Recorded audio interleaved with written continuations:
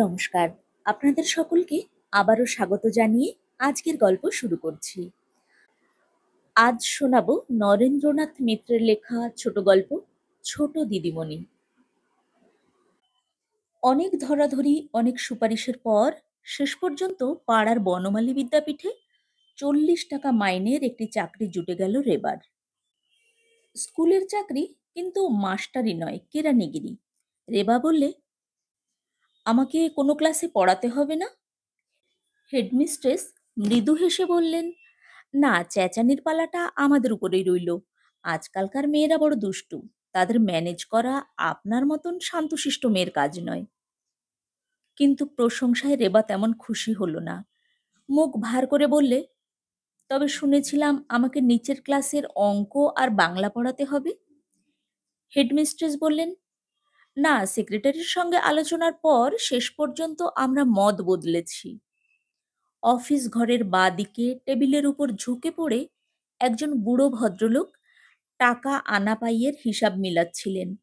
Headmistress তার কাছে এসে বললেন, রামজীবনবাবু, একে কাজকর্ম একটু বুঝিয়ে দেবেন। আপনার অ্যাসিস্ট্যান্ট হিসেবে ইনি কাজ করবেন। ক্রমে গার্লস সেকশনের সব কাজ ইনিই দেখবেন। রেবার বয়স ২৭-২৮, দেখতে আরো ২-১ বছর বেশিই দেখায়। স্বাস্থ্য মোটেই ভালো নয়, রোগা ছিপছিপে চেহারা। গায়ের রং এখন আর গৌর বলা চলে না, ফ্যাকাশেই বলতে হয়। পরনে একখানি তাঁতের শাড়ি, হাতে শাখার সঙ্গে দুগাছি করে ক্ষয়ে যাওয়া চুড়ি, সিথিতে মোটা সিঁদুরের দাগ। হেডমিস্ট্রেস চলে গেলে রামজীবনবাবু রেবার দিকে তাকিয়ে সামনের চেয়ারটা দেখিয়ে দিয়ে বললেন, বসুন। রেবা লজ্জিতভাবে চেয়ারটায় বসল। রামজীবনবাবু বললেন, এই বুঝি প্রথম নেমেছেন চাকরিতে? রেবা মুখ নিচু করে বলল, হ্যাঁ, কিন্তু আপনি আমাকে তুমিই বলবেন। রামজীবনবাবু খুশি হয়ে বললেন, অনুমতি পেলেই বলতে পারি মা। তুমি কথাটা বলতে আর কেউ বলে না। এখানে মেয়ের বয়সী তো ভালো, আমার নাতনির বয়সীরাও সব কাজ করে। বৃদ্ধের অভিযোগের ধরনে মুখ নিচু করে হাসি গোপন করল রেবা। রামজীবনবাবু বললেন, কিছু মনে করো না মা, বুড়ো মানুষ, বড় বেশি কথা বলার অভ্যাস। যাকে পাই তার সব কথা জানতে ইচ্ছে করে। সংসারে কে কে আছেন তোমার? স্বামী আছেন তা তো বুঝতেই পারছি। কি করেন তিনি? রেবা একটু ইতস্তত করে বললে, একটা ডিসপেন্সারির কম্পাউন্ডার। রামজীবনবাবু বললেন, শুধু তারায় চলে না বুঝি? একটু অনুচিত কথা বলে ফেলেছেন বুঝতে পেরে তিনি তাড়াতাড়ি সামলে নিয়ে বললেন, কিছু মনে করো না মা। তোমাদের ছেলে মেয়ে কয়টি? রেবা লজ্জিত হয়ে মুখ নিচু করে বলল, ৫টি। বড় ছেলে স্কুলে পড়ে, ক্লাস 6-এ। আর সব ছোট, তাদের স্কুলে দেয়নি। রামজীবনবাবু জিজ্ঞাসা করলেন, সংসারে আর কে কে আছেন? শাশুড়ি, ননদ? রেবা মাথা নেড়ে বলল, না, তারা কেউ নেই। রামজীবনবাবু বললেন, তাহলে তোমার বাচ্চা ছেলে মেয়েগুলোকে কে দেখবে? তোমার স্বামী, তিনি বুঝি সকালে বাড়িতে থাকেন? রেবা বললে, না, তাকে সকালেই বেরোতে হয়। ৯ বছরের মেয়ে আছে, তার ওপরেই ভাই বোনদের দেখাশোনার ভার দিয়ে এসেছি। ঢং ঢং করে দেওয়ালের ঘড়িতে ৮টা বাজল। রামজীবনবাবু তাড়াতাড়ি হিসেবের খাতায় চোখ দিলেন। রেবাকে বললেন, সোমবার থেকেই তোমায় আমি কাজকর্ম বুঝিয়ে দেব মা। আজ শনিবার, আজকের দিনটায় কোনো কাজ আরম্ভ করার পক্ষে প্রশস্ত নয়। তাছাড়া খানিক বাদে আজ ছুটিও হয়ে যাবে। পূবের দিকের সারি সারি দুটি কাচের আলমারি, একটার ভেতরে বই আর একটার ভিতরে বড় একটা গ্লোব দেখা যাচ্ছে। ছাত্রছাত্রীদের ভূগোল শেখাতে এটা দরকার হয় তারে বা জানে, কিন্তু বিশ্বগোলক থেকে এক মুহূর্ত বাদেই দৃষ্টি বাইরে গিয়ে পড়ল। সশব্দে একখানা যাত্রী বোঝাই বাস চলে গেল রাস্তা দিয়ে। জানলার শিকের ফাঁকে তা দেখতে দেখতে বাড়ির কথা মনে পড়ে গেল রেবার। ছেলে মেয়েগুলো বড় দুরন্ত হয়েছে, কেউ গাড়ি ঘোড়ায় না চাপা পড়ে। ডিহি শ্রীরামপুর রোডের যে গলিটায় রেবারা থাকে তার মধ্যে গাড়ি ঘোড়া বড় একটি ঢোকে না, ঢুকতে পারে না। কিন্তু না পারলেই বা কি, বাড়ির ভেতরেই কি বিপদ আপদের ভয় কম? মিন্টু রিন্টু সবসময়ই কলের কাছে থাকতে চায়। কলতলাটা এমন পিছল হয়েছে, একবার আছাড় খেয়ে পড়লেই হলো, তাহলে হাত পা আর কারো আস্ত থাকবে না। লতুর কি সাধ্য আছে ওদের সামলে রাখার? রেবা নিজেই হয়রান হয়ে যায়। স্কুল থেকে বাসা বেশি দূরে নয়, একটু জোরে পায়ে হেঁটে গেলে মিনিট দশেকের মধ্যেই পৌঁছানো যায়। কিন্তু বেশি জোরে হাঁটার অভ্যাস রেবার নেই, শক্তিও কম। স্কুল থেকে ফিরে স্বামীর সঙ্গে দেখা হলো। দুপুরবেলা অজয় এ সময়ে খেতে আসে। তালতলা থেকে গোবরা কম রাস্তা নয়, কিন্তু এতটা পথ দুপুর রোদে হেঁটেই আসতে হয় অজয়কে। বাস ট্রামের বাবুগিরি করা চলে না, এমনিতেই কালো রং, রোদে পুড়ে এই সময়টা একেবারে অঙ্গারের মতো চেহারা হয়। রেবা কাছে এসে হাত পাখাখানা নাড়তে নাড়তে স্বামীর দিকে তাকিয়ে কোমল স্বরে বলল, ইস, ঘামে যে একেবারে নেয়ে উঠেছ। কাল থেকে তোমার আর এতটা পথ হেঁটে আসার দরকার নেই, ট্রামে এসো। অজয় মৃদু হেসে বলল, ট্রামে? আমি ভেবেছিলাম বুঝিবা ট্যাক্সির কথাই বলবে। রেবা বলল, আহা, বললেই বা ক্ষতি কি? আজ না হোক একদিন হতেও তো পারে। চিরকালই যে এমনই অবস্থা থাকবে তার কি কথা আছে? অজয় বলল, তা তো ঠিকই। তুমি যখন প্রমোশন পেয়ে পেয়ে হেডমিস্ট্রেস হবে। ভালো কথা, এখন তোমার পোস্টটা কিসের? বড়, মেজো, সেজোদের পরে তুমি কোনটি? রাঙা না পাটকেলে? কোন ক্লাসে পড়াতে দিয়েছে তোমাকে? রেবা গম্ভীর মুখে বললে, কোনো ক্লাসেই না, আমাকে অফিসের কাজে মানে কেরানিগিরি করতে হবে। অজয় বলল, ভালোই তো। রেবা বলল, ভালো না ছাই, স্কুলে ঢুকে যদি পড়াতেই না পারলাম তাহলে আর কি হলো? প্রথম কয়েকদিনে স্বামী স্ত্রীর মধ্যে আলাপ আলোচনা চলল, এই বাড়তি 40 টাকা আয়ে সংসারের কোন সুখ স্বাচ্ছন্দ্য বাড়ানো হবে। অজয় বলল, বাইরে বেরোবার মতন তোমার ভালো শাড়ি নেই, তুমি একখানা ভালো শাড়ি কিনে নিও। রেবা বলল, তাই বুঝি? আগে তোমার জুতো, শিবুদের জামা প্যান্ট, তারপর শাড়ির কথা ভাবা যাবে। আরো অনেক জিনিসপত্র কিনতে হবে সংসারের, থালা বাসন, আলনা, আলমারি, এক এক মাসে এক একটা করে কিনবো। অজয় বলল, কিনে রাখবে কোথায়, যা বাড়ির অবস্থা? তা ঠিক, বাড়ি পুরনো, আর রেবাদের একতলার ঘরখানা বড়ই স্যাঁতসেঁতে আর অন্ধকার। এমন ঘরে থাকার জন্যই ছেলে মেয়েদের স্বাস্থ্য ভালো হচ্ছে না। সুবিধা মতন এবার ভালো একটা নতুন বাড়ি দেখে আলো হাওয়া ভরা সুন্দর একখানা ঘরে উঠে যাবে রেবারা। কিন্তু এই নিভৃত মধুর দাম্পত্যালাপ বেশি দিন স্থায়ী হলো না। মাস কয়েকের মধ্যেই গোলমাল শুরু হলো। গোলমালটা বাঁধলো বড় ছেলে শিবুকে নিয়ে। বছর 11 বয়স হয়েছে শিবুর। নাক চোখের গড়নটা অনেকটা মায়ের মতন টানা টানা, গায়ের রঙও ফর্সা।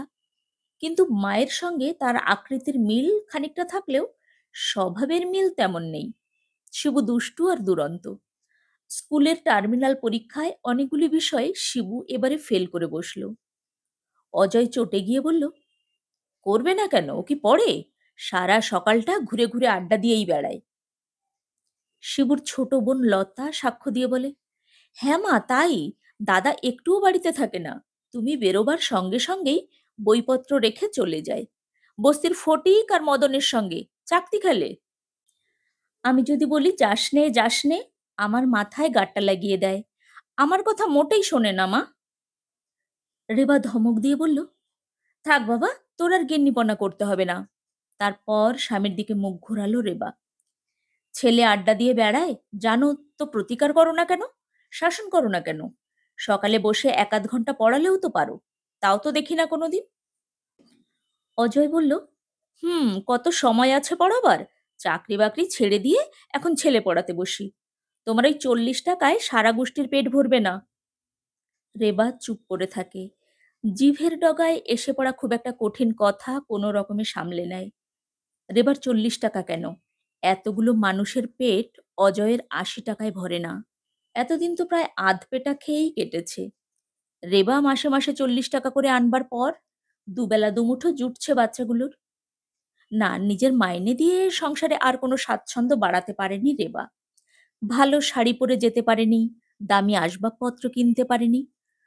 শুধু খোরাক, পোশাকটা একটু ভদ্রলোকের মতন করার চেষ্টায় সব টাকা বেরিয়ে যাচ্ছে। আগে এই 40 টাকা না হলেও চলতো, এখন আর চলে না। শিবুকে ধরে এনে সেদিন আচ্ছা করে মার লাগালো রেবা। তার 5 আঙুলের দাগ ছেলের 2 গালে ফুটে উঠল।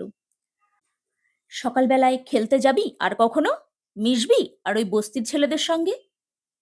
পিঠে আরো কয়েকটা কিল চড় পড়ার পর শিবু কাঁদতে কাঁদতে বলল, না, সে আর ফটিক মদনের সঙ্গে মিশবে না, মনোযোগ দিয়ে পড়াশুনো করবে। চাকরি করতে এসে এখন আর এত কাজ করা যায় না, তবু চাকরিটা না করলেও উপায় নেই। দিন কয়েক বাদে অফিস ঘরে রামজীবনবাবু বললেন, বড় দুঃখের কথা মা, বললে তুমি কষ্ট পাবে, কিন্তু হিতৈষী হিসেবে কথাটা তোমার কাছে আমার গোপন করা উচিত নয়। রেবা বলল, গোপন করবেন কেন? কি হয়েছে বলুন। স্কুলে আসবার পথে শিবুকে তিনি বিড়ি টানতে দেখেছেন। বস্তির সেই মার্কামারা বকাটে ছেলেও তার সঙ্গে আছে। রামজীবনবাবু ধমক দিতে শিবু বুড়োকে দুটো বুড়ো আঙুল দেখিয়ে ছুট দিয়েছে। ছোট্ট কৌটোটা থেকে নস্যি নিতে নিতে রামজীবনবাবু বললেন, হাসিও আসে মা, আবার দুঃখও হয়। লেখাপড়াটা সবসময় বড় কথা নয়, কারো হয় কারো হয় না, কিন্তু স্বভাব চরিত্র যদি এই বয়সে বিগড়ে যায়, তা তো আর ফেরানো যাবে না মা। ছেলের দিকে নজর রাখো। স্কুলে যতক্ষণ রইল রেবা গম্ভীর মুখে কাজকর্ম শেষ করল। তারপর বাড়ি গিয়ে দুপুরবেলায় স্বামীকে ঝাঝালো গলায় বলল, শুনেছ তোমার ছেলের কীর্তি? রামজীবন বাবু যা বলেছিলেন সব সবিস্তারে অজয়কে জানালো রেবা।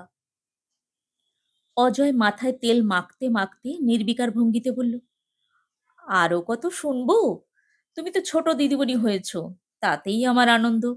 তুমি রঙিন শাড়ি পরো, নিত্য নতুন ধাঁচে খোপা বেঁধে স্কুলে চাকরি করতে যেতে পারছো, তাতেই আমার সুখ। ছেলে বয়ে গেল বা বকাটে হলো, তোমার কি আসে যায়? রেবা অতি কষ্টে নিজেকে সংযত করে দাঁতে দাঁত চেপে দাঁড়িয়ে রইল। অজয়ের কথার জবাব দিতে গেলে তার সঙ্গে এই ভর দুপুর বেলায় ঝগড়া বেঁধে যাবে। ভিতরের বাইরের যত জ্বালা সবকিছু শোধ অজয় স্ত্রীর ওপর দিয়ে নেয়।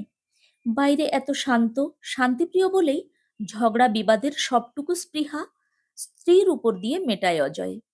নইলে ছেলে বকাটে হওয়ার সব দোষ অজয় স্ত্রীর উপর চাপাবে কি করে? সেও তো বাপ, সেও কি পারে না ছেলেকে ধমকাতে, শাসন করতে? ছেলের শিক্ষা দীক্ষা চরিত্র গঠনের দায়িত্ব কি তার উপরে নেই? কিন্তু টাকা রোজগারের অজুহাতে অজয় সেসব দায়িত্ব এড়িয়ে যায়। ভোর হতে না হতে স্ত্রীর আগেই সে তার ছোট্ট ব্যাগটি নিয়ে বেরিয়ে পড়ে। কয়েকটি গরিব নিম্নবিত্ত পরিবার তার চেনা আছে। তাদের কারো অসুখ বিসুখ হলে, ইঞ্জেকশন দেওয়ার দরকার হলে অজয়কেই তারা ডাকে।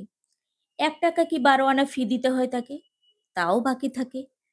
সেই বাকি বকেয়া আদায়ের অজুহাতেও রোজ বেরোয়। আর একটা অজুহাত আছে, এক ইন্স্যুরেন্স কোম্পানির দালালি নিয়েছে অজয়।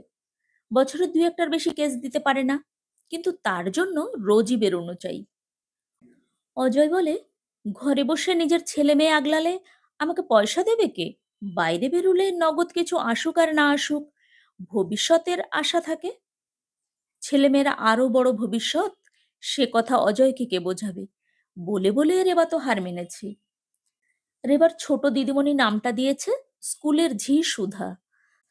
স্কুলের অনেক টিচারের চেয়েই রেবা বয়সে বড়, কিন্তু চাকরি নিয়েছে সবচেয়ে শেষে। মাইনে সবচেয়ে কম, পদমর্যাদায় কনিষ্ঠ। তাই বোধহয় সুধার এই সম্বোধন মনে এসেছে। আর তার মুখ থেকে কথাটা শিখে নিয়েছে ছাত্রীরা। তারাও রেবাকে ছোট দিদিমণি বলে ডাকে। স্কুলে চাকরি নিয়ে মিন্টু রিন্টুকেও সেখানে ভর্তি করে দিয়েছে রেবা। একজন ক্লাস 2-তে আর একজন 1-এ। স্কুলের অফিস ঘরে বই স্লেট বগলে করে এসে একদিন রিন্টু বলেছিল, ছোট দিদিমণি, আমি বাড়ি যাচ্ছি। তারপরই মুখে হাত চাপা দিয়ে খিলখিল করে এই হাসি। মেয়ের কাণ্ড দেখে রেবা তো অবাক। তারপর সে নিজেও হেসেছিল। তুইও আমাকে ছোট দিদিমণি বলবি? রিন্টু লজ্জিত হয়ে বলেছিল, বারে, ক্লাসে সবাই যে বলে, আমার একা একা মা বলতে লজ্জা করে। সেদিন স্বামীর কাছে সেই গল্প হাসতে হাসতে করেছিল। শুনেছ মেয়ের কাণ্ড, ওরাও আমাকে ছোট দিদিমণি বলতে শুরু করেছে। অজয় হেসে বলেছিল, ভালোই তো, আমিও তোমাকে ছোট দিদিমণি বলে ডাকবো। ও ছোট দিদিমণি, এক কাপ চা দেবে? রেবা লজ্জিত হয়ে বলেছিল, যাহ, অসভ্য কোথাকার, ওরা যদি কেউ শুনে ফেলতো, তোমার যদি কোনো কাণ্ডজ্ঞান থাকে। কিন্তু সেদিন যা ছিল কৌতুক, আজ অজয়ের মুখে তাই নিষ্ঠুর ব্যঙ্গে রূপান্তরিত হয়েছে। রেবার সর্বাঙ্গ জ্বলে যেতে লাগলো। শিবুকে ডেকে ফের শাসন করল রেবা। তার গালে সশব্দে গোটা দুই চড় কষিয়ে দিয়ে বলল, আর বিড়ি খাবি? আর মিশবি ওই বস্তির ফটিকার মদনের সঙ্গে? শিবু দাঁতে দাঁত পিষে একটা নোংরা গালি দিয়ে বলল, আমার উপরে দিদিগিরি ফলানো হচ্ছে। মিন্টু বলল, বলে দেবো দাদা, মাকে বলে দেবো। বলে দিতে হলো না। ঘরের ভিতর থেকে রেবা ছেলের কথা সব শুনতে পেল। কিন্তু শুনতে পেয়েও আর টু শব্দটি করল না রেবা। স্বামীর সঙ্গে ঝগড়া আর ছেলে মেয়েদের মারধর করে এখন ভারী ক্লান্তি লাগছে। আর যেন সয় না, এ দেহ যেন আর বয় না। আবার একটা ৭০ আসছে। ৭০ই তো, ৭০ ছাড়া কি? ছেলের পড়াশুনোর তত্ত্বাবধানের আর চরিত্র শোধরাবার জন্য চট করে চাকরিটা যে ছেড়ে দেবে রেবা, এ কথা সে ভাবতেই পারে না। ছেড়ে দিলে আবার অভাব অনটনের মধ্যে পড়তে হবে। কত কষ্টে এইটুকু জুটেছে, এ কি ছেড়ে দেওয়া যায়? বরং চাকরি যাতে স্থায়ী হয় তার জন্য চেষ্টার অন্ত নেই রেবার। সকলের আগে স্কুলে যায়, সকলের শেষে হেডমিস্ট্রেস চলে এলে তারপর বেরোয়। কি জানি তার কখন কি দরকার হবে, কখন রেবাকে ডাক পড়বে, তার কি কিছু ঠিক আছে? খাতাপত্র গুছিয়ে স্কুল থেকে বেরোতে বেরোতে ১২টা বেজে যায়। তার ঘণ্টাখানেক আগে বয়েজ সেকশন শুরু হয়। মেয়েরা বেরিয়ে যাওয়ার পর কলরব করতে করতে বই খাতা বগলে করে কচি কচি ছেলেরা স্কুলে ঢোকে। তরুণ প্রবীণ নানা বয়সের শিক্ষক আসেন। রেবা যে ঘরে বসে কাজ করে সেই ঘরেই তারা প্রথমে এসে ঢোকেন। এইটাই তাদের বসবার আর বিশ্রামের ঘর। এখনো পার্টিশন দিয়ে আড়াল করা হয়নি। শুধু রেবার চেয়ার টেবিল আর খাতাপত্র রাখবার আলমারি উত্তর দিকে সরিয়ে দেওয়া হয়েছে। অপরিচিত পুরুষদের সামনে আগে ভারী আড়ষ্ট হয়ে থাকতো রেবা। কাজ করতে ভারী অসুবিধা বোধ করত। কিন্তু ক্রমে সবই অভ্যাস হয়ে গিয়েছে। এ কি, আপনি এখনো রয়েছেন? ঘরে ঢুকে সুনীলবাবু সেদিন জিজ্ঞাসা করলেন। তার কথার মধ্যে শুধু সৌজন্য ভদ্রতাই নয়, বেশ একটু সহানুভূতিরও স্পর্শ পেল রেবা। কিছুদিন আগে এই টিচারটির সঙ্গে আলাপ হয়েছে। বছর ২৬-২৭ বয়স। বিএ বিটি পাশ করে এই স্কুলে এসেছে, শিবুদের ক্লাস টিচার। সে কথা জেনে রেবাই একদিন তার সঙ্গে আলাপ করেছিল।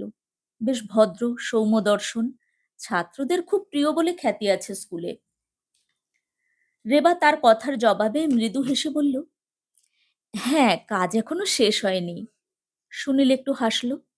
রোজই তো দেখি আপনার কাজের খুব চাপ। হ্যাঁ, চাপটা একটু বেশি, বলে রেবা শঙ্কিত ভাবে এদিক ওদিক তাকালো। কেউ শুনে ফেলেনি তো? দেওয়ালেরও কান আছে। তারপর এই ভয়টুকু ধরা পড়ায় নিজেই যেন একটু লজ্জিত হলো রেবা। প্রসঙ্গ পাল্টে নিয়ে বলল, তারপর আপনার ছাত্রের কি খবর? কিছু পরিবর্তন টর্তন বুঝতে পারলেন? ছাত্র বলতে রেবা কাকে বোঝাচ্ছে তা সুনীল জানে। জবাব দিতে গিয়ে তার হাসি মুখটা একটু গম্ভীর হলো। সুনীল বলল, আপনি আমাদের কলিগ, আপনাকে সুখবর দিতে পারলে খুশি হতাম মিসেস দাস, কিন্তু আপনাকে মিথ্যে বলে তো লাভ নেই। শিবুর পরিবর্তনটা মোটেই ভালোর দিকে হচ্ছে না। ওর দুষ্টুমি ক্রমেই বেড়ে যাচ্ছে। আর বেছে বেছে যত সব খারাপ ছেলের সঙ্গে ওর বন্ধুত্ব। ভালো অ্যাসোসিয়েশন ওর পক্ষে দরকার। রেবা বলল, কিন্তু তা পাই কোথায়? আচ্ছা, ওদের ক্লাসের ফার্স্ট বয়কে? সুনীল বলল, সমীর ব্যানার্জি, এখানকার ডক্টর ব্যানার্জির ছেলে। ওরা তো আপনাদের পাড়াতেই থাকেন। ছেলেটির সঙ্গে আপনার বুঝি আলাপ নেই? সুনীল বলল, আচ্ছা, আমি এক্ষুনি আলাপ করিয়ে দিচ্ছি। ছেলেটি শুধু যে পড়াশোনায় ভালো তাই নয়, স্বভাব চরিত্রের দিক থেকেও চমৎকার। বুদ্ধিমান, ধীর স্থির, শান্ত, বিনয়ী। শুধু ক্লাসে নয়, স্কুলের মধ্যেও বেস্ট বয়। রেবা সাগ্রহে বলল, একটু ডেকে আনুন না, দেখি আলাপ করি। বেয়ারাকে দিয়ে সমীরকে ডেকে পাঠালো সুনীল। শিবুর চাইতে ছোটই হবে। বছর নয়েক বয়স, ছিপছিপে ফর্সা সুন্দর চেহারা, মাথায় কোকড়ানো চুল, পরনে শার্ট আর হাফ প্যান্ট, খুব দামি কাপড়ে অর্ডার দিয়ে তৈরি, চমৎকার মানিয়েছে। হাতে একটা লাল পাথর বসানো আংটি, বোধহয় জন্মদিনে মা কি আর কারো কাছ থেকে উপহার পেয়েছে। সুনীল বলল, এর কথাই বলছিলাম, এর নামই সমীর। আর ইনি? সমীর মৃদু মিষ্টি হেসে বলল, ওকে আমি চিনি, ছোট দিদিমণি। রেবা একটু লজ্জিত হলো। সমীর তার শিবুর বয়সী, পাড়া সম্পর্কে ডাকলে মাসিমা বলেই ডাকত, কিন্তু স্কুল সম্পর্কে রেবা তার ছোট দিদিমণি। কথাটা বলে ফেলে সমীর যেন একটু লজ্জা পেল। রেবা বলল, তুমি শিবুকে চেনো? সমীর বলল, হ্যাঁ, ও তো আমাদের সেকশনেই পড়ে। ওর সঙ্গে তোমার ভাব আছে? এই কথার জবাবে সমীর একটু চুপ করে থেকে বলল, ও তো আমাদের সঙ্গে মেশে না। রেবা বলল, ও না মিশলে তোমরা জোর করে মিশবে? শুধু নিজের ভালো হলেই হবে না, ক্লাস শুদ্ধ, স্কুল শুদ্ধ, ছেলেদের ভালো করে তোলাও তোমাদের কাজ। সমীর স্মিত মুখে চুপ করে রইল।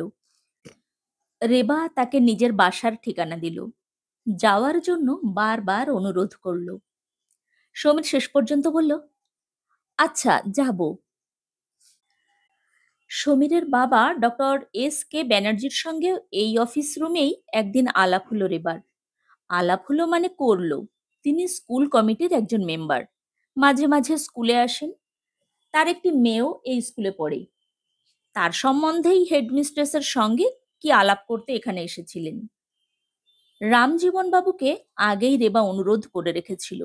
তিনি মধ্যবর্তী হয়ে পরিচয় করিয়ে দিলেন। ডক্টর ব্যানার্জি, আমাদের মিসেস দাস আপনার সঙ্গে একটু কথা বলতে চান। এই রোগা শীর্ণ কেরানি মেয়েটি তার সঙ্গে কি কথা বলবে ডক্টর ব্যানার্জি প্রথমটা ভেবে পেলেন না। রেবার সামনে চেয়ারটা টেনে নিয়ে একটু বিস্মিতভাবেই বললেন, কি ব্যাপার বলুন তো? রেবা লজ্জিত ভাবে তার দিকে তাকালো। বছর 40 বয়স, স্বাস্থ্যবান, লম্বা চওড়া পুরুষ, সুপুরুষ। দামি স্যুটটি চমৎকার মানিয়েছে। রেবা একটু ইতস্তত করে বলল, আপনার ছেলের সঙ্গে সেদিন আলাপ হলো। সমীর খুবই ভালো ছেলে। ডক্টর ব্যানার্জি মৃদু হেসে বললেন, ও। রেবা একটুকাল চুপ করে রইল। এরপর কি বলা যায় যেন ভেবে পেল না। ডক্টর ব্যানার্জি কিছুটা কৌতুকের সঙ্গে বললেন, আপনি কি শুধু এই জন্যই আমাকে ডেকেছিলেন? আমার কিন্তু এখন থেকেই পুত্র নামে ধন্য হওয়ার ইচ্ছে নেই। যতটুকু পারি স্বনামধন্য হতে চেষ্টা করি। রেবা মনে মনে ভাবল, এদিক থেকে ডক্টর ব্যানার্জি আর তার স্বামীর মধ্যে মিল আছে, কিন্তু দুইজনের দুই ছেলের মধ্যে কি তফাৎ। ডক্টর ব্যানার্জির কথার জবাবে রেবা কিন্তু এবার নিরুত্তর রইল না। তার দিকে তাকিয়ে বলল, আপনার ছেলে খুব ভালো, তাই একথা বলতে পারছেন।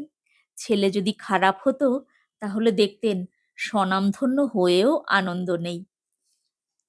রেবার গলা শান্ত, করুণ, গম্ভীর। সে যেন স্কুলের একটি সাধারণ তুচ্ছ কেরানি নয়, এক গভীর বিষাদময় ট্র্যাজেডির নায়িকা, খারাপ বখাটে ছেলের মা। ডক্টর ব্যানার্জি এবার সোজা হয়ে বসলেন, রেবার দিকে কৌতূহলী হয়ে তাকালেন। বললেন, আপনারও বুঝি ছেলে আছে? রেবা বলল, হ্যাঁ, আপনার ছেলের মতন ভালো নয়। রামজীবন বাবু শিবুর পরিচয় দিয়ে বললেন, ছেলেটিকে কিন্তু কিছুতেই শোধরানো যাচ্ছে না ডাক্তারবাবু। ডক্টর ব্যানার্জি সহানুভূতির স্বরে বললেন, বড় দুঃখের কথা। আপনি ভাববেন না মিসেস দাস, পরে ঠিক হয়ে যাবে। রেবা বলল, আচ্ছা, আপনি কি নিজেই ছেলেকে পড়ান? ডক্টর ব্যানার্জি হেসে বললেন, তেমন একটা সদিচ্ছা ছিল, কিন্তু সে সময় কই মিসেস দাস। জীবিকার দায় বড় দায়। টিউটর রেখে দিয়েছি, এই স্কুলেরই অ্যাসিস্ট্যান্ট হেডমাস্টার। আপনিও তো একজন। বলেই থেমে গেলেন। রেবা বলল, আমার সে ক্ষমতা নেই ডক্টর ব্যানার্জি। আমি আপনার ছেলের সাহায্য চাই। সমীর যদি আমাদের বাসায় যায়, শিবুর সঙ্গে মেশে, পড়াশুনো নিয়ে ওর সঙ্গে আলাপ আলোচনা করে, আপনি সমীরকে একটু বলে দেবেন। ডক্টর ব্যানার্জি বললেন, বেশ তো, তাতে আপত্তির কি আছে? আপনিও মাঝে মাঝে ছেলেকে নিয়ে যাবেন আমাদের বাড়িতে। আমরা তো কাছেই থাকি। আপনি গেলে মিসেস ব্যানার্জিও খুশি হবেন। আপনার সঙ্গে আলাপ করে আনন্দ পেলাম, Mrs Das. I have found a genuine mother in you. আমাদের ছেলে মেয়ে হয়, কিন্তু সঙ্গে সঙ্গে আমরা মা বাপ হতে পারি না। রেবা লজ্জিত ভাবে মাথা নিচু করে রইল। ডক্টর ব্যানার্জি নমস্কার জানিয়ে বিদায় নিলেন। ডক্টর ব্যানার্জির আমন্ত্রণে রেবা একদিন গিয়ে তাদের বাড়িতে বেরিয়ে এলো। কাছেই, গোবরা রোড, বড় বাড়ি, দামি ফার্নিচার, আসবাবপত্রে সাজানো। মিসেস ব্যানার্জি সৌজন্যের সঙ্গে বললেন, আসুন আসুন, আপনার কথা সমীর আমাকে বলেছে। ওর মুখেও শুনেছি আপনার প্রশংসা। মিসেস ব্যানার্জি ঠোঁট টিপে হাসলেন। রেবা লজ্জিত হয়ে বলল, আমার প্রশংসা করার কিছু নেই। প্রশংসা আপনার প্রাপ্য।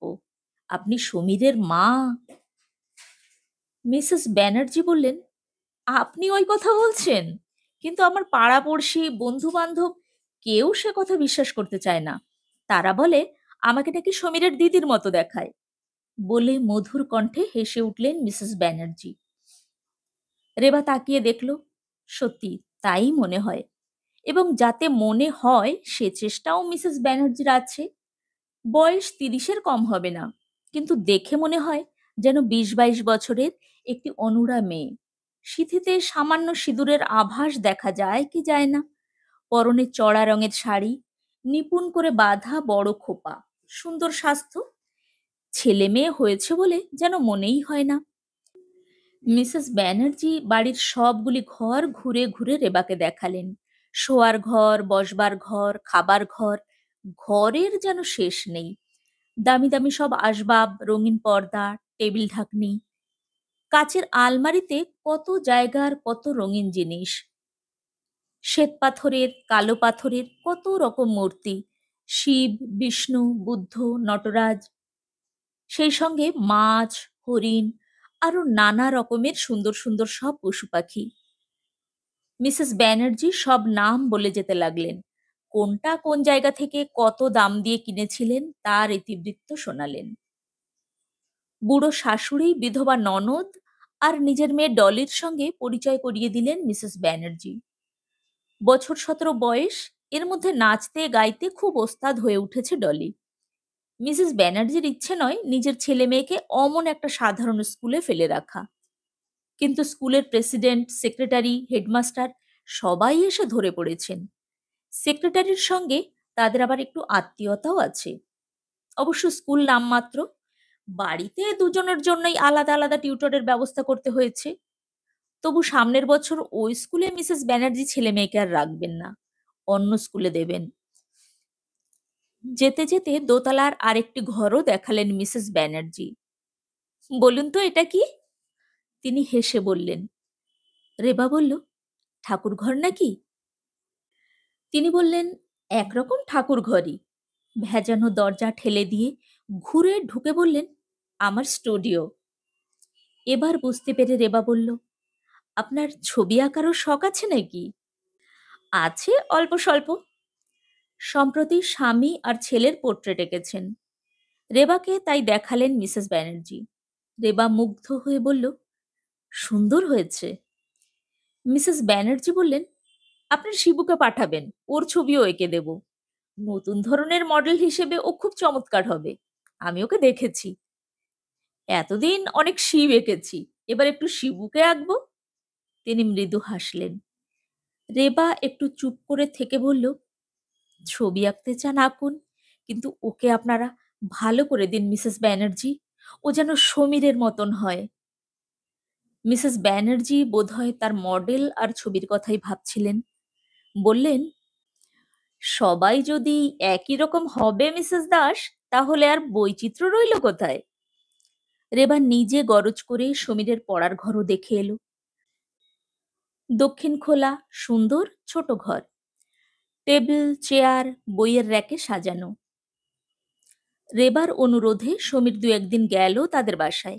শিবুর সঙ্গে আলাপ জমাবার চেষ্টাও করল, কিন্তু শিবু যেন ওকে তেমন আমাল দিল না, এড়িয়ে এড়িয়ে গেল। দো ভাজা চিড়ে, চিনি আর নারকোল মিশিয়ে একটা বাটিতে করে সমীরের সামনে এনে দিয়ে রেবা একটু হেসে বলল, তোমরা যা খাও তা তো দিতে পারবো না। সমীর লজ্জিতভাবে বলল, এসবও আমার খুব ভালো লাগে। কিন্তু ছেলেকে এমন সৎ বন্ধু জুটিয়ে দেওয়ার চেষ্টা সফল হলো না রেবার। একদিন শোনা গেল খেলার মাঠে সমীরকে শিবু গাট্টা মেরেছে, যা নয় তাই বলে গালাগালি করেছে। আর সঙ্গে ছিল বস্তির ফটিক আর মদন। ছেলেকে ডেকে শাসন করলো রেবা, বলল, সমীরকে মেরেছিস কেন? শিবু বলল, মারবো না, ওর দোষেই তো আমরা অতগুলো গোল খেলাম। সবুজ সমিতির কাছে হেরে গেলাম ম্যাচে, আমাদের মান রইল কোথায়? ও খেলতে জানে না, তো ব্যাক হওয়ার জন্য এমন জেদ করলো কেন? ভালো ছেলে আর বড়লোকের ছেলে হলেই বুঝি ভালো ব্যাক হওয়া যায়? তাই বলে তুই ওকে মারবি? বলে ছেলের গালে ঠাস করে একটা চড় মারল রেবা। দিন কয়েক সমীর আর এলো না। রেবা নিজেই গেল মিসেস ব্যানার্জির সঙ্গে দেখা করতে। খবর পেয়ে তিনি বসবার ঘরে নেমে এলেন। তার মুখ গম্ভীর। রেবা বলল, শিবুর জন্য আমি ভারী লজ্জিত, কিন্তু আপনি সমীরকে আর যেতে দিচ্ছেন না কেন? মিসেস ব্যানার্জি বললেন, ও নিজেই যায় না। রেবা বলল, দেখা হলে আমি ওকে বুঝিয়ে বলবো, আপনিও বলুন। ছেলেতে ছেলেতে মারামারি কি হয় না? মিসেস ব্যানার্জি বললেন, তা হবে না কেন, কিন্তু আপনার ছেলের মুখের যা ভাষা, তা শুনলে কানে আঙুল দিয়ে থাকতে হয়। অতি ছোট লোকেও ও ধরনের গালাগালি করে না, আমি একদিন নিজে কানে শুনেছি। তাছাড়া ওর সম্বন্ধে টিচাররা আমার কাছে অনেকেই অনেক কথা বলেছেন। ওর গুণের অবধি নেই। সব জেনে শুনে আমি তো আর ওদের দলে যেতে পারি নে। রেবা মুখ নিচু করে ফিরে এলো। ছেলের জন্যে তার আর লজ্জা অপমানের শেষ নেই। শিবুর ভাষা যে খারাপ তা রেবা জানে, কিন্তু এসব ও পেল কোথায়? অজয় কোনোদিনও সব গালাগালি করে না। এ ভাষা শিবুর মাতৃভাষাও নয়।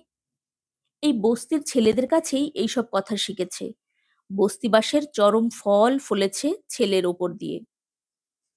রেবা স্বামীকে বলল, এই জায়গা ছাড়া না হলে ছেলেকে আর ফেরাতে পারবে না। অজয় বলল, ছেড়ে যাব কোথায়? বালিগঞ্জে কে তোমার জন্য প্রাসাদ তৈরি করে রেখেছে? এত সস্তায় ঘর আর কোথাও পাওয়া যাবে না। আমি কি খুঁজিনি মনে করো? কিন্তু যা ভাড়া শুনি তা আমাদের সাধ্যের বাইরে। অত টাকা ঘর ভাড়া দিতে গেলে একবেলা না খেয়ে থাকতে হবে। পারবে তো থাকতে? তখন আবার বলবে, চলো সেই বস্তিতেই চলো। রেবা আর তর্ক করল না।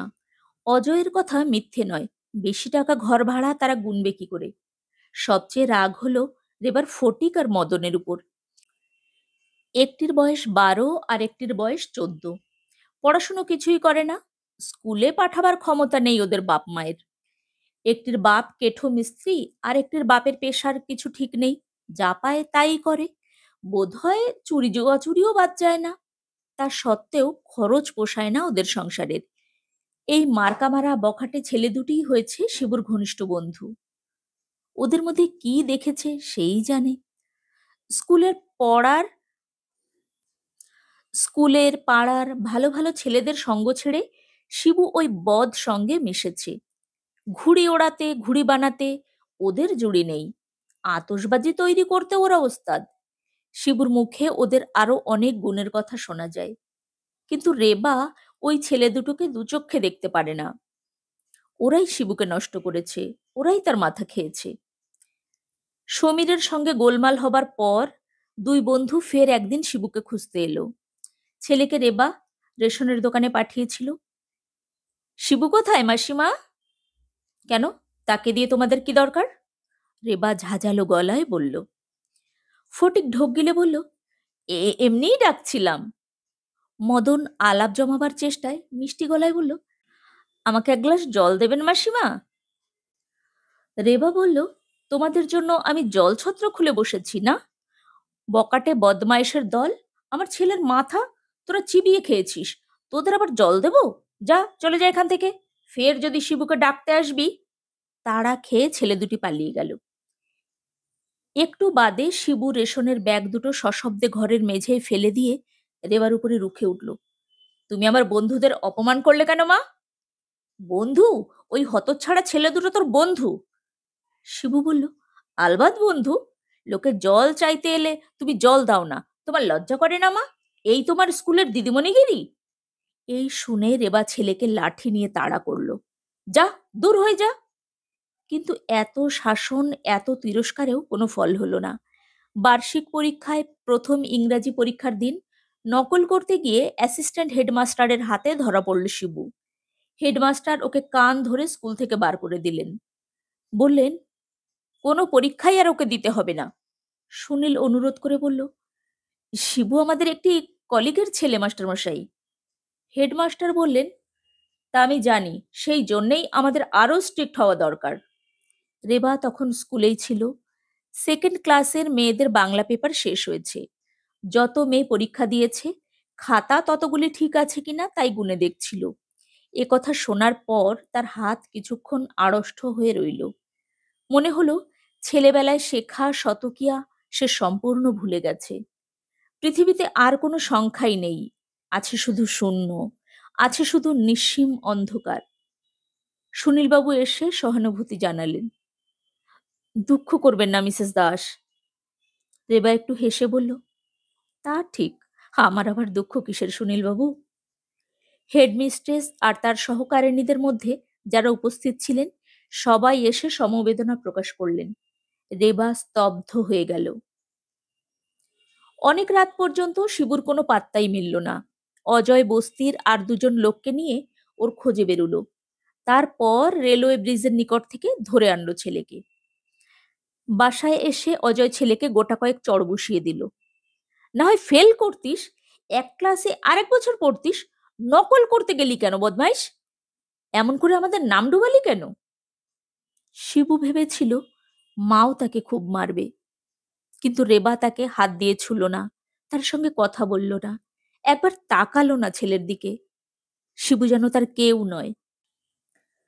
স্বামীর দিকে চেয়ে রেবা শুধু বলল, কাল থেকে আমি আর স্কুলে যাব না, চাকরি ছেড়ে দেবো ভাবছি। কোন মুখে যাব আর ওখানে? অজয় গম্ভীরভাবে বলল, যা ভালো বোঝো তাই করো। পরদিন কিন্তু রেবা ঠিক সময়ে স্কুলে গেল। কাজ যা ছিল যথানিয়মে করে গেল। একটুও ভুল হলো না, একটুও দেরি হলো না। রামজীবন বাবু তার সঙ্গে আলাপ করতে গিয়ে সাড়া না পেয়ে নস্যির কৌটো খুলে একটি নস্যি নিয়ে ফের নিজের হিসেবের খাতায় মন দিলেন। খানিক বাদে 11টার সময় ছেলের দল পরীক্ষা দিতে এলো। রেবা বাইরে এসে দাঁড়ালো। দলের ভিতরে সমীরকে দেখে হেসে বলল, কাল কেমন পরীক্ষা দিলে সমীর? শিবুর ঘটনা সমীর সব জেনেছে। সে একটু সংকোচের সঙ্গেই বলল, ভালো। আজ কি পরীক্ষা? বাংলা না? হ্যাঁ। ফার্স্ট তো হবেই, কিন্তু বাংলায় যদি 90-এর ঘরে তুলতে পারো, তোমাকে আমি নিজে একটা আলাদা পুরস্কার দেব, রবীন্দ্রনাথের বই। আচ্ছা, বলে সমীর তাড়াতাড়ি পরীক্ষার হলে গিয়ে ঢুকলো। তার যেন কিরকম একটা অস্বস্তি লাগছিল। রেবা মনে মনে ভাবল, এবার তার স্কুলে কাজ করবার, সকলের কাছে মুখ দেখাবার ফের অধিকার জন্মেছে। সে শুধু মা নয়, সকলের ছোট দিদিমণি। ক্লাস 6-এর বাংলা পরীক্ষার ফলটা মণিবাবুকে জিজ্ঞাসা করে আগেই দেখে নিল রেবা। হ্যাঁ, সমীরই ফার্স্ট হয়েছে, 92 পেয়েছে। চমৎকার খাতা, একটি বানান ভুল নেই, একটি ব্যাকরণ ভুল নেই। ওকে পুরো 100 দিলেও তৃপ্তি হয় না। মণিবাবু উচ্ছ্বাসিত হয়ে উঠে বললেন, অন্য বছরের চেয়েও এবার ভালো পরীক্ষা দিয়েছে সমীর। মাসের শেষ, হাতে অল্পই টাকা ছিল, তবুও পাঁচশিকে দিয়ে কাছাকাছি একটা বইয়ের দোকান থেকে একখানা নৈবেদ্য কিনে নিয়ে এলো রেবা। ওকে যেন এক অদ্ভুত জেদে পেয়ে বসেছে। সবচেয়ে আগে সমীরকে সে পুরস্কার দেবে, সে কথা রাখবে। বই কিনে সন্ধ্যার দিকে ছুটল সমীরদের বাড়িতে। নৈবেদ্যখানা তার হাতে পৌঁছে দিয়ে তার মুখের হাসিটুকু না দেখা পর্যন্ত যেন রেবার শান্তি নেই। বাইরের ঘরে একটা টুলের উপর বসে সমীরের ঠাকুরমা মালা জপ করছিলেন। রেবাকে দেখে ভ্রু কুঁচকে জিজ্ঞাসা করলেন, কে? রেবা বলল, আমি, শিবুর মা। রেবা অস্ফুট স্বরে বললেন, হ্যাঁ। সমীরের ঠাকুরমা বললেন, আমি সবই শুনেছি বাছা, বড় লজ্জার কথা। তুমি ওই স্কুলের মাস্টারি করো, আর তোমারই ছেলে। কথাটা শেষ না করে থেমে গেলেন। রেবা বলল, মিসেস ব্যানার্জি কোথায়? সমীরের ঠাকুরমা অপ্রসন্ন স্বরে বললেন, ছবি আঁকতে বসেছে। রেবা একটু হেসে বলল, আচ্ছা, ওর আর ব্যাঘাত করব না। সমীর কোথায়? সে তার বাবার সাথে সার্কাস দেখতে গেছে। রেবা বড় হতাশ হলো। ভেবেছিল আজ ও বইখানা ওর হাতে দিয়ে যাবে, তা বুঝি আর হলো না। মিনিট খানেক কি চিন্তা করলো, তারপর ঠিক করলো বইটা এনেছে যখন হাতে করে, তখন আর ফিরিয়ে নিয়ে গিয়ে কি হবে। নাম লিখে ওর ঠাকুমার কাছে দিয়ে যাবে রেবা, তাহলেই সমীর পাবে। পেয়ে সমীর নিজেই রেবার সঙ্গে দেখা করতে যাবে, সেই ভালো হবে। সমীরের ঠাকুরমা বললেন, ব্যাপারটা কি? রেবা তখন তার ইচ্ছেটা তার কাছে খুলে বলল, সমীর বাংলায় খুব ভালো নম্বর পেয়েছে, তাই প্রতিশ্রুতি মতন তাকে একখানা বই পুরস্কার দিতে এসেছে রেবা। বলে সস্তা দামের একটা ফাউন্টেন পেন সে বুকের ভেতর থেকে বার করে ফেলল। তারপর নৈবেদ্যর প্রথম পাতা খুলে আস্তে আস্তে লিখল, কল্যাণীয় সমীরকে, ছোট দিদিমণি। কিন্তু লেখাটা শেষ করতে পারল না। তার আগেই বড় বড় দুফোঁটা চোখের জল নিতান্ত অপ্রত্যাশিতভাবে শব্দটির উপরে নিঃশব্দে ঝরে পড়ল।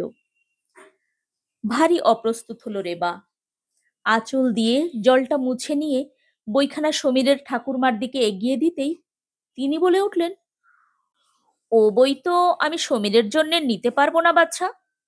রেবা বিস্মিত হয়ে বলল, কেন? সমীরের ঠাকুরমা বললেন, তোমার মনে দুঃখ অশান্তি, তোমার কাছ থেকে বই নিলে সমীরের কল্যাণ হবে না। তুমি এখন এসো, পরীক্ষার ফল ভালো করে বের হোক, তারপর প্রাইজ তো ওকে স্কুল থেকে দেবে। ওর প্রাইজের জন্য ভাব নাকি? রেবা মুহূর্ত কাল স্তব্ধ হয়ে থেকে আস্তে আস্তে ঘর থেকে বেরিয়ে এলো। বস্তির সামনে অন্ধকারে দাঁড়িয়ে শিবুর বন্ধুরা ফিসফিস করে আলাপ করছিল। তুই ভাবিস না কিছু, ও বেটা মাস্টারের ঠ্যাং যদি আমি না ভাঙি, তো আমার বাপের জন্ম নয়। ঠ্যাং কি বলছিস ফটিক? হাত দুটো ওর ঠুটো করে দেব। বাছাধনকে আর মাস্টারি করে খেতে হবে না। আমি কেবল তাকে তাকে আছি। যদি 7 দিনের মধ্যে আমি ওকে শয্যাধারা না করতে পারি, তো আমি। একটা খারাপ গালাগালি করলো। চুপ চুপ, মা এসেছে। রেবা খানিকক্ষণ আগেই পেছনে এসে দাঁড়িয়েছিল। তার সবই কানে গেছে। তাকে দেখে তিন বন্ধু পাথর হয়ে রইল। একটু বাদে মদন আর ফটিক সরে যাচ্ছিল। রেবা বলল, যেও না তোমরা, আমার সঙ্গে এসো। মদন ভয়ে ভয়ে বলল, কোথায় যাব? রেবা বলল, আমাদের ঘরে। সে কি কথা! শিবুর মা কোনোদিন তাদের নিজের ঘরে এমন করে ডেকে নেয়নি। মদন আর ফটিক পরস্পরের দিকে তাকালো। গুম করে রাখবার মতলব নাকি? কিন্তু মাস্টার হোক আর যাই হোক, মেয়ে মানুষ, তার সাধ্য নেই ফটিক আর মদনের মতো জোয়ান ছেলের গায়ে হাত দেয়।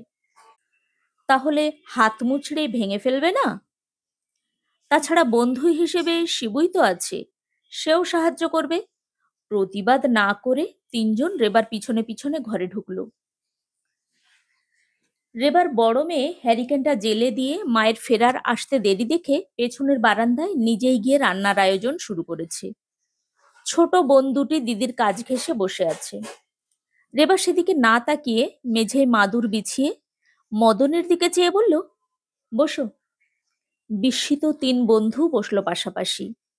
রেবা নৈবেদ্যখানা ফটিকের দিকে মেলে ধরে বলল, পড়ো দেখি একটা কবিতা। ফটিক লজ্জিত হয়ে বলল, আমি প্রথম ভাগের কয়েকটা পাতা অবধি পড়েছিলাম, অত কঠিন বই তো পড়তে পারবো না। মদনের দিকে তাকাতে সে লজ্জা পেয়ে বলল, আমি সব ভুলে গেছি। শিবু উৎসাহিত হয়ে বলল, আমি পারি মা, আমি পড়বো। রেবা তাদের দিকে তাকিয়ে বলল, আচ্ছা, আমিই পড়ছি প্রথমে, তোমরা শোনো, পড়ে যাই, তারপর বুঝিয়ে দেব। পাতা উল্টে উল্টে রেবা হঠাৎ পড়তে শুরু করলো। চিত্ত যেথা ভয় শূন্য, উচ্চ যেথা শির, মজা পেয়ে রিন্টু মিন্টুরাও এগিয়ে এসে মাকে ঘিরে বসল। খানিক বাদে বাইরে জুতোর শব্দ শোনা গেল। অজয় অফিস থেকে ফিরে এসেছে। ঘরে ঢুকতে গিয়ে দরজার সামনে থমকে দাঁড়ালো অজয়। তারপর স্ত্রীর কাণ্ড দেখে পরিহাসের সুরে বলল, কি ব্যাপার, ঘরেও দিদিমণি হলে নাকি? এতক্ষণ আপনারা শুনছিলেন নরেন্দ্রনাথ মিত্রের লেখা ছোট গল্প ছোট দিদিমণি। খুব ভালো থাকবেন, আর আমার পরের গল্পের জন্য অপেক্ষা করার অনুরোধ রইল। আজ তাহলে এই পর্যন্তই। টাটা।